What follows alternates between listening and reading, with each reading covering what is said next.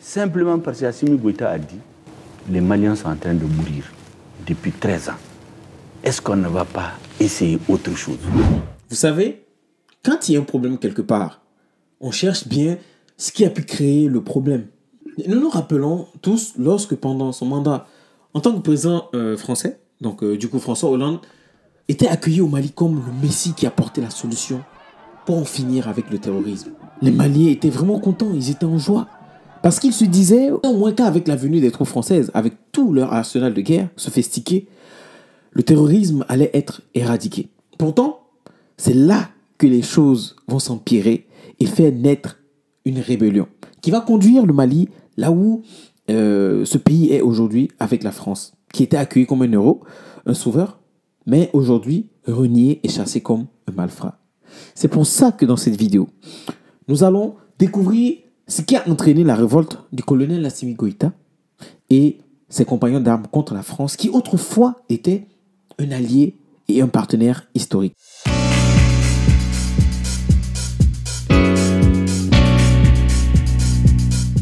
Tu es ou vous êtes la bienvenue sur cette chaîne. Si c'est votre première fois, je demande juste de vous abonner, d'aimer ma vidéo, de partager et de réagir en commentaire en donnant votre point de vue.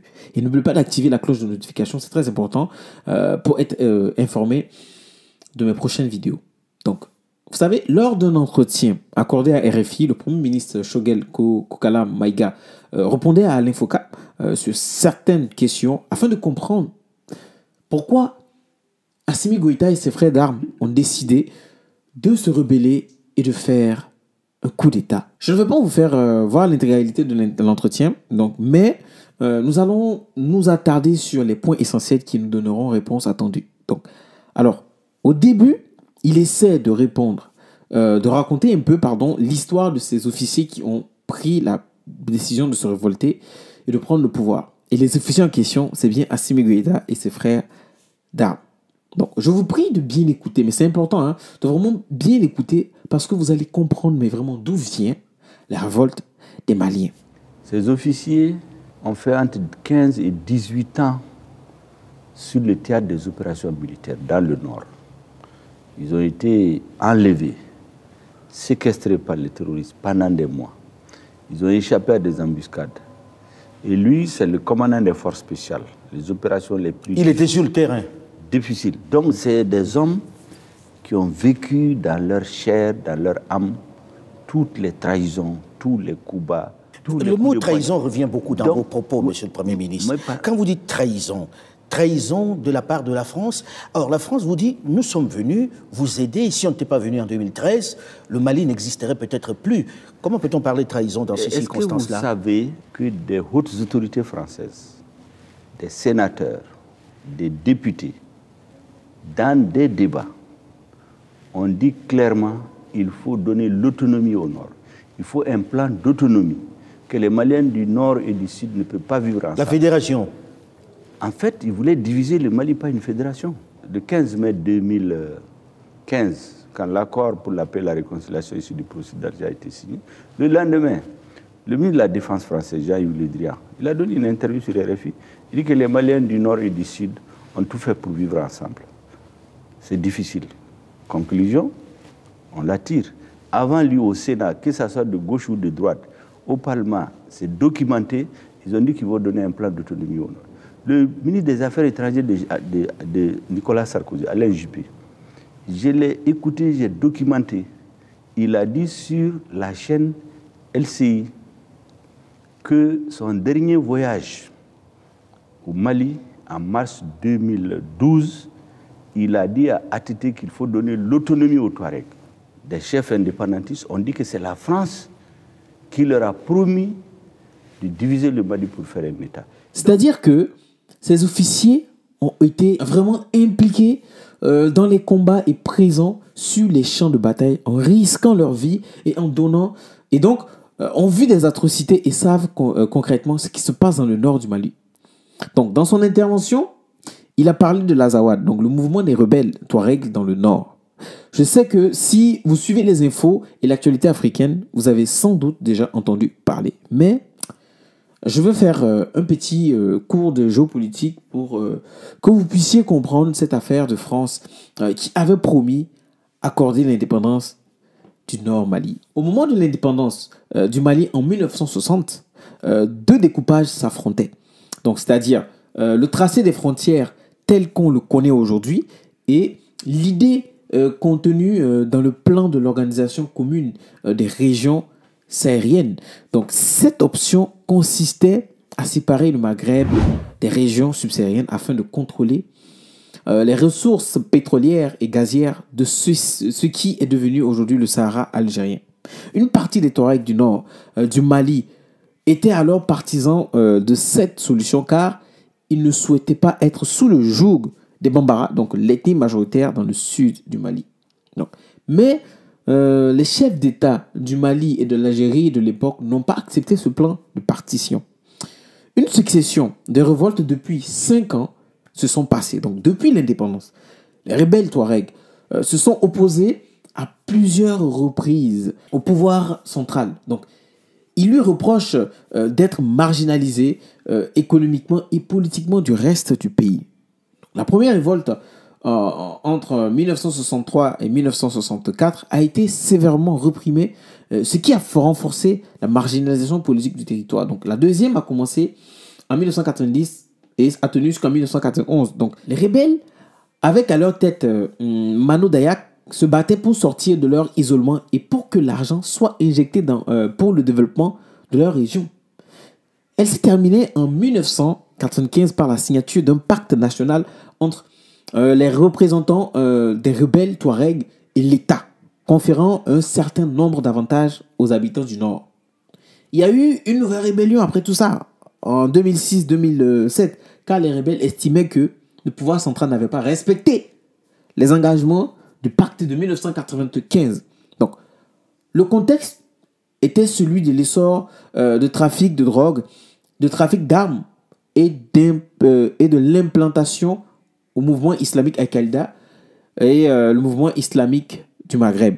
Donc, enfin, la dernière révolte a eu lieu début janvier. Donc, l'intervention en Libye a été l'élément déclencheur. Donc, cette intervention, la révolte de janvier 2012 est une conséquence directe de l'intervention militaire de l'OTAN en Libye. Lorsque le rapport de force finalement n'a pas été à leur avantage en Libye, donc je parle des rebelles, plusieurs centaines de rebelles Touaregs maliens sont rentrés au Mali surarmés avec des missiles sol-sol et des missiles sol-air. Donc, ce qui explique pourquoi les rebelles du Nord sont aussi bien armés et résistants actuellement. Bon, là, je m'arrête là et là, vous allez comprendre la suite. Donc, quand après le pays a été envahi et que notre gouvernement a saisi l'État français, ce qui a été dit, convenu, pourquoi je parle de trahison? Ce qui a été convenu, la lettre est très claire, appui aérien et à renseignement. Il n'était pas prévu des militaires français au sol. C'est les soldats maliens qui ont libéré Konna, qui ont libéré Gao, qui ont libéré Tombouctou. Arrivé à Néfis, c'est l'armée française qui leur a barré la route. C'est la mer des... C'est réel ça que l'armée française a empêché d'entrer dans Kidal? C'est authentique. Avec quelle explication? Comment c'est expliqué qu'ils ne puissent pas rentrer dans une ville du Mali? Ils se sont opposés par les armes et l'ambassadeur de France qui était là en ce moment, il s'appelait Christian Rouillet, pour avoir dit à son gouvernement, vous êtes en train de faire une faute. Ceux que vous soutenez ne sont pas représentatifs, ni dans la communauté touareg, ni dans la communauté. Ne vous discréditez pas avec eux. 2 jours après, on l'a relevé. Vous savez par qui on l'a remplacé? Non. Par l'officier de la DGSE, l'officier de liaison avec les mouvements la Direction séparatistes. générale de la sécurité extérieure, les services de renseignement. C'est un officier qui vient, qui s'appelle Gilles Huberson. C'est lui qu'ils ont désigné ici comme ambassadeur. On se souvient, la liesse populaire ici, lorsque François Hollande, alors président, est venu ici, où on le remerciait pour avoir sauvé le Mali. 9 ans après, qu'est-ce qui s'est passé pour qu'on demande à l'armée française de partir dans la rue, partout, les politiques? Non, parce que ce jour-là, les Maliens ont crié à la sincérité des dirigeants français. Mais lorsqu'on a empêché l'armée de rentrer à Kidal, les Maliens se sont dit, mais attention, qu'est-ce qui se passe? Et comme par hasard, les terroristes se sont trouvés dans ce sanctuaire-là. Ils se sont préparés pendant 2 ans. Pendant ce temps, l'armée française qui n'était pas prévue d'être au sol, pendant qu'ils interdisaient à l'armée malienne de rentrer au sol, ils amènent 4000 militaires avec un budget de 1 milliard. Mais est-ce que ce n'est pas avec l'autorisation du Mali? 4000 militaires, ce n'était pas prévu par l'opération Serval. Ce qui a été dit aux Maliens, ce n'est pas ça. 1 milliard de francs CFA par jour. Tout le reste est venu de ça. Est-ce que vous savez qu'Assimi Goïta, pour la petite histoire, fait partie des officiers qui ont été bloqués à la porte de Kidal? Ah. Les unités spéciales, ils ont pris un EFIS. Ils s'apprêtaient à donner l'assaut sur Kidal. Les Français ont bloqué. Chers amis, en vrai, il a tout dit. Tout ce que l'on ne savait pas, il l'a dit. Déjà, ça répond parfaitement à la question de savoir le motif de révolte des militaires maliens et le désaccord avec l'État français aujourd'hui. Parce que, selon ce récit, on comprend que la France avait aussi des liens avec les rebelles Touaregs du Nord Mali. Sinon, pourquoi alors la France a-t-elle empêché l'assaut sur Kidal à ce moment-là, au moment où il y avait eu le premier assaut qui devait être lancé? En plus de ne pas respecter les conditions de leur accord qui avait pour but un soutien aérien et au final, fait des interventions terrestres. Qu'est-ce que vous faites maintenant que vous leur demandez de partir? Non, nous ne leur avons pas demandé de partir. C'est eux qui ont dit qu'ils partent. Ce qui s'est passé... Sous une certaine pression de la part des autorités et de la rue. Pas du tout. On a vu les pancartes fleurir les pancartes dans sont le pays. venues plus tard. C'est eux qui ont dit, le 3 juin et le 10 juin, parce qu'il y a un nouveau gouvernement, qu'ils vont quitter le Mali au motif que le Mali s'apprêterait à discuter avec les terroristes. C'est la raison avancée. Vous avez un accord de défense avec nous. Vous décidez d'en sortir. Vous ne nous avisez pas, c'est sur les médias qu'on apprend. À un sommet du G5 Sahel, le président français vient tout d'égo annoncer. Ce jour-là, notre président lui a dit, Monsieur le Président, ce n'est pas comme ça. Deuxièmement, nous savons que les deux forces terroristes au Sahel, c'est Al-Qaïda et les GIS. Les 70%, 80% de nos problèmes, ça vient d'Al-Qaïda. Toutes les emprises où est Al-Qaïda, les Français disent qu'ils les laissent. Ils partent se concentrer dans la zone des zones 3 frontières. Donc c'est une façon de dire au Mali, on vous livre à Al-Qaïda. L'accord qui nous lie, on le relie, on fait le divorce en bonne et due forme. Nous avons proposé une réécriture de l'accord, ils l'ont mis dans le tiroir. Certainement en attendant de renverser le régime, ils n'en ont parlé à personne. Et arrivé à un moment donné, ils se sont énervés, ils se sont mis à insulter nos autorités. Leur ambassadeur se livrait à des activités subversives ici. C'est pour ça que vous lui avez demandé de partir. Qui divisent les Maliens. Et lorsqu'ils sortent pour, de façon injurieuse, s'adresser au président de la transition, au chef de l'État malien, nous avons dit que c'en est trop, surtout qu'on subodorait qu'il préparait un plan. Pour vous renverser, vous? Mais c'était très clair. Vous?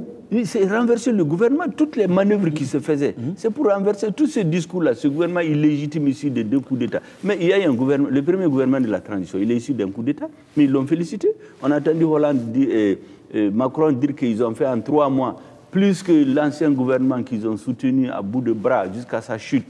Et maintenant, les mêmes disent, ceux qui les ont renversés, oui, ils ont fait en 3 mois plus que les autres n'ont fait en 7 ans. Et quelques temps après, ils disent, non, c'est un gouvernement issu de 2 coups d'État. Simplement parce qu'Assimi Goïta a dit, les Maliens sont en train de mourir depuis 13 ans.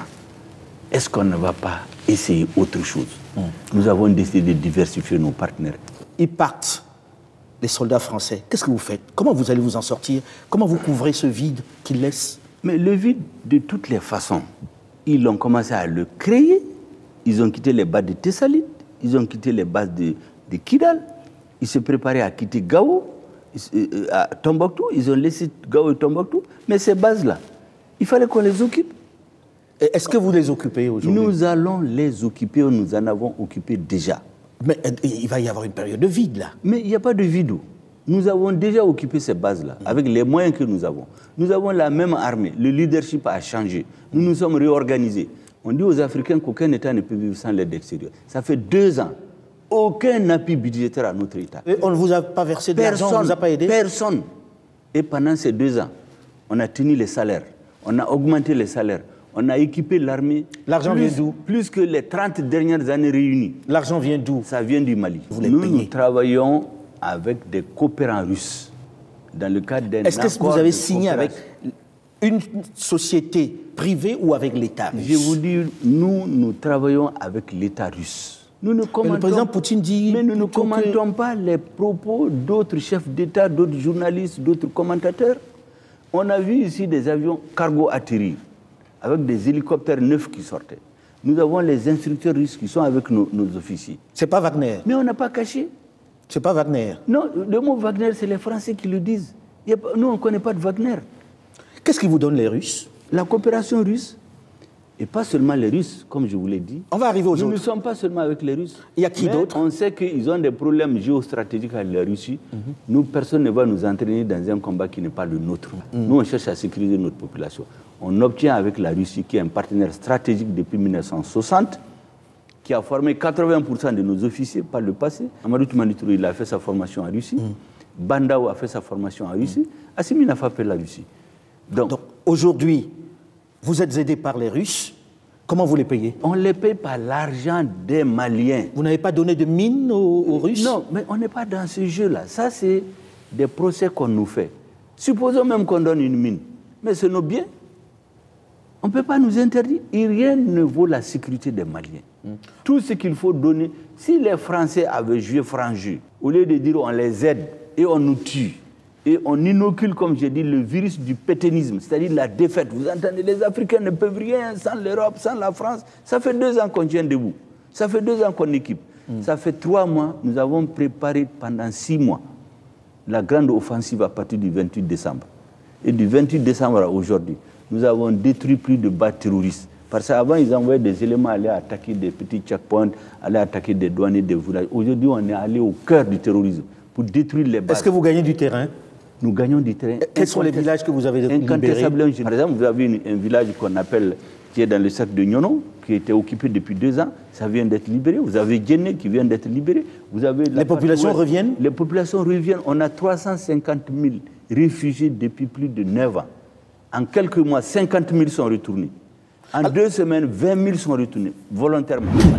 Aujourd'hui, Kidal a été libéré par qui? Par l'armée malienne, avec Assimi Goïta à sa tête. Un gouvernement ou des autorités qui aujourd'hui qui sont taguées d'autorités pas élues démocratiquement. Donc c'est une junte puisqu'ils ont fait un coup d'État. Donc aujourd'hui, marginalisés et mal vus aux yeux de la communauté internationale, aujourd'hui, c'est eux qui ont pris la responsabilité de prendre le Mali en leur charge. Quand je dis charge, c'est-à-dire que supporter tout ce qu'il y a comme problème au Mali, et surtout le côté de la sécurité, parce que le Mali, un pays qui n'est pas en sécurité, ne peut pas se développer. Et aujourd'hui, c'est ce qu'on voit avec le Mali. Et Assimi Goïta et les militaires, les soldats de l'armée malienne ont libéré Kidal. Kidal, où les rebelles du Nord ont pris cette ville depuis plus de 10 ans, avec l'intervention de la France, qui était, avec Serval, qui était au Mali pendant plus de 9 ans, et qui n'ont pas pu, avec tout ce qu'ils avaient comme arsenal sophistiqué, ils n'ont pas pu libérer Kidal. Donc c'est des questions que beaucoup de gens se posent, en se disant, mais si Assimi Goïta, avec la volonté et la détermination, avec ce qu'ils ont, et le Mali, je me rappelle qu'il y avait eu beaucoup de vidéos qui avaient tourné sur la toile qu'on avait vue, et qu'on disait que l'armée malienne est pauvre parce qu'elle n'avait même pas d'armes pour pouvoir s'entraîner. Avec la volonté, Assimi Goïta et ses frères d'armes ont pris les rênes du pays, et aujourd'hui, le Mali, ils ont pu libérer Kidal. Alors, comment cela s'explique? Si ce n'est de la volonté, si ce n'est que ceux qui étaient là avant n'avaient pas la volonté de libérer le Mali de ce problème.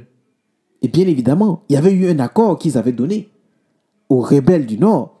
Tout le monde sait que le Sahel est une mine d'or. Le Sahel contient des ressources minières que toutes les grandes puissances convoitent.